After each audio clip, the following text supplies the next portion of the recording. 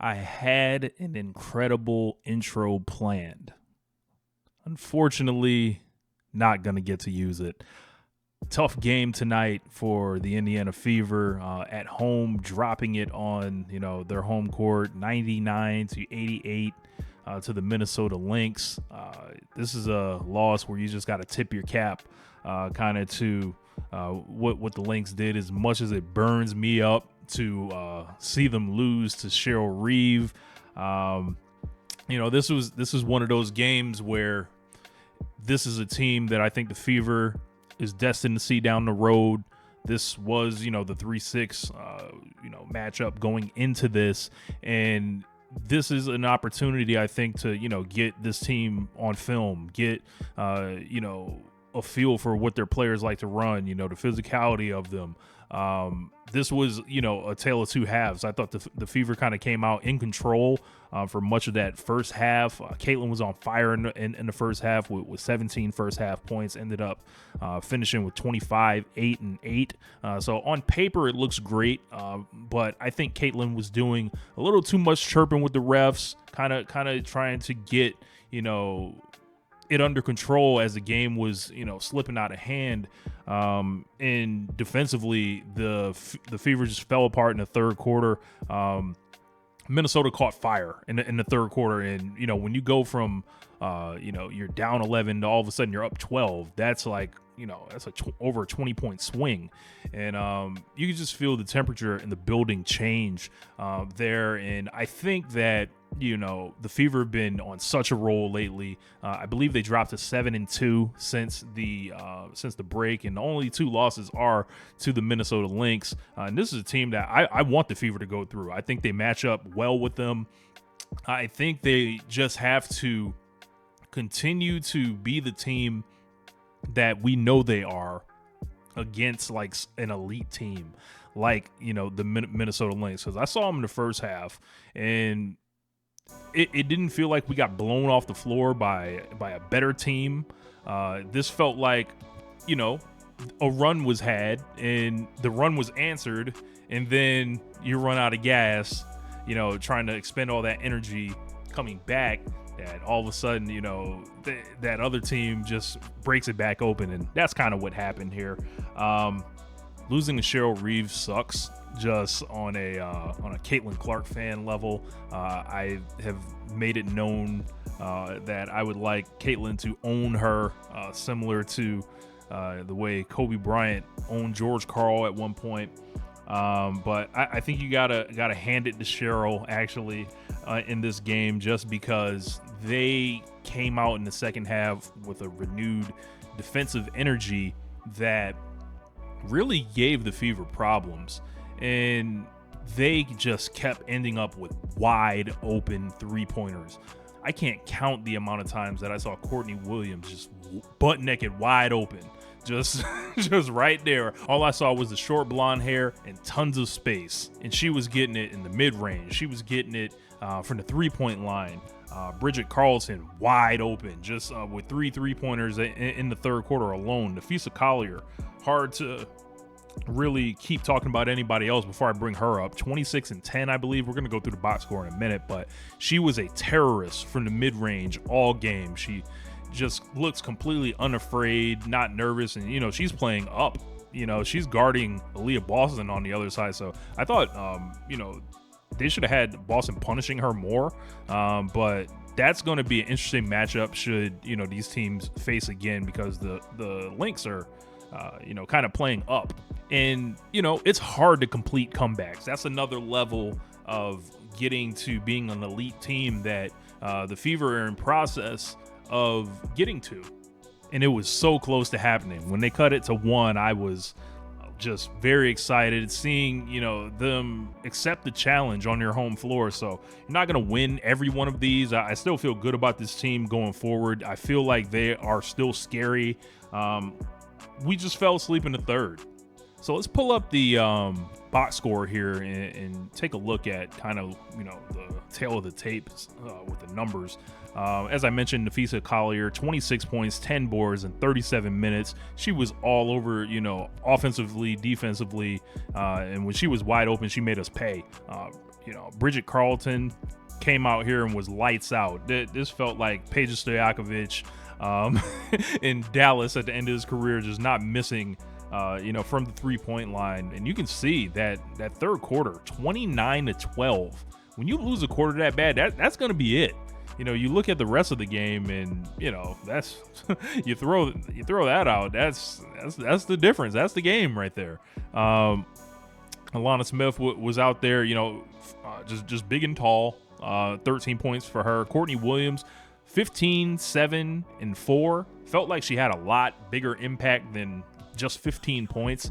She was just wide the hell open. Kayla McBride is usually a little bit better against the Fever. Very quiet night for her.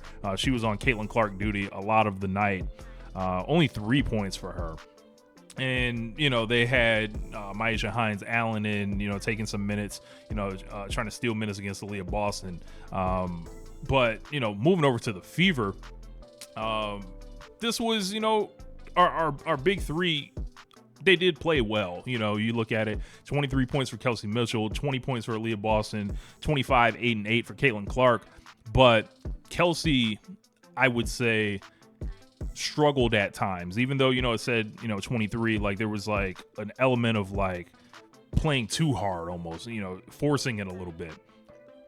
Caitlin getting too wrapped up with the refs, doing a lot of complaining, not getting back on defense, just allowing the other team. It's like you got to step up defensively as well and accept the challenge. Like I thought she had a great game offensively, and then kind of took the foot off the gas in the second half. And as the game got more out of control, I could just see the desperation on her face, and that's a good thing, though. That it shows she cares. That shows that she can be the offensive engine to try to bring a team back. So this is a learning process still for this squad.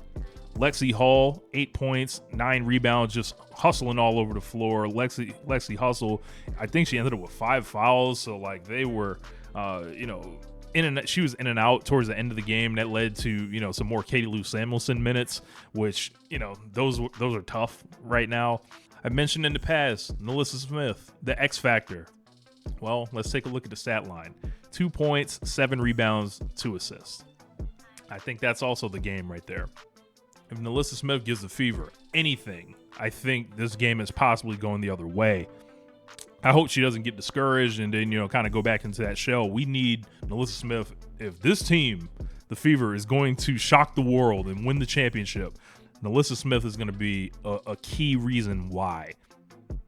On the side of breaking more records in the world of Caitlin Clark, she set the single-season franchise record for the Fever, passing her teammate Kelsey Mitchell, breaking 103 three-pointers. She's a little bit over that now.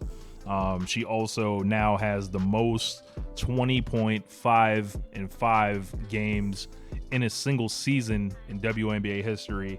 The records just seem to fall, anytime she steps on the court at this point. But we know she doesn't really care about these kind of things. She doesn't care about, individual accolades. She wants to win. And I'm going to check out the press conference and kind of see what she has, to say. But this is one of those tough ones. This is like the hardest jump to make between, when a team is trash, it's easy to get a little bit better. When it's a little bit better and you're breaking into like, all right, we're, at the bottom of the playoffs, we're a 6 seed, 7 seed, 8 seed. But if you want to be higher than that, that's an even higher jump. That's a defensive challenge that they have to, accept. That is a front office talent recruitment. That is maturing through loss. That is lots of chemistry with teams. And I think, this team is still, as great as they've been this year. They dropped to 18 and 17 on the season. This is still, pretty much like the first year of this group, the core that's going to be around, that's going to be trying to win this team the title within the next 3 to 4 seasons, if not this year, So I think you got to salute to the Minnesota Lynx. I do not like Cheryl Reeve, but they play a style where it's very wide open, and they've got tremendous size, seemingly at every position almost. And defensively, they gave the Fever lots of problems. Aaliyah Boston with 20 points, so Boston's getting in the mix and being more comfortable there. I like to see that from her. Fag Benlay struggled with different opportunities she had today. I wonder if her thumb is bothering her still. She ended up with a lot of wide open shots. Those aren't the shots that I want her taking. I want her in the open court running it, but then she's got to catch the ball from Caitlin as well. Caitlin has some great assists in the first quarter to Aaliyah Boston and to Nalissa Smith. And you're gonna lose some of these, and that's okay. But 4 more games in this homestand. If you protect home court from here, you still give yourself a chance to possibly move up the rankings a little bit in playoff season. And if not, you're locked into the 6. And this, you got to use this game to learn something. So either you win, you lose, or you learn. You can pick which 2 out of the 3 you do. You can't do all 3 at once, but you can do 2. If you only do 1. So what did you guys think about the game? I don't see this as a reason to freak out or anything. This is, tough night in the league, So anyway, my name is Rich. Hope you guys are enjoying these videos after the game. Hope you guys are finding these videos informative, entertaining, and a cool place to come hang out and talk about the Fever and Caitlin Clark, Kelsey Mitchell, Aaliyah Boston, and the crew and all that. And we'll be here after these games. But subscribe to the channel if you have not. We're trying to get to 1,000. So much love has been shown the past week from you guys on this channel. So keep running me up. I appreciate it. And more stuff to come, man. I'll holla at y'all. Peace.